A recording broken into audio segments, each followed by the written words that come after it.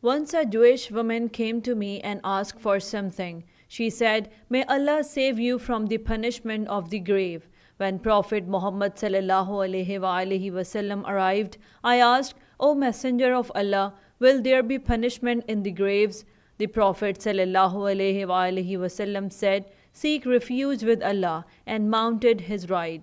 While we were on our way, a solar eclipse occurred.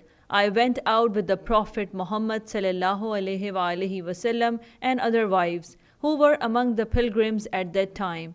When the Prophet Muhammad ﷺ reached the mosque, people had already made the intention for prayer behind him. The Prophet Muhammad ﷺ performed a long standing, then a long bowing, then stood up again for a considerable time. After that, he performed another long bowing, then stood up again for a long time. He then prostrated for a long period and then stood up again. Finally, he prostrated again for a long time.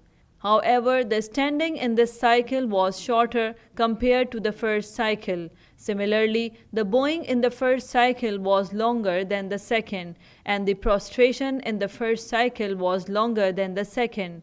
This pattern continued for 4 cycles and 4 prostrations. During this prayer, the sun became visible again. After completing the prayer, the Prophet Muhammad ﷺ said, "The trial in the graves will be similar to the trial caused by the false Messiah, Antichrist." After that, I heard the Prophet ﷺ seeking refuge with Allah from the punishment of the grave. Musnad Ahmad Hadith number 23177.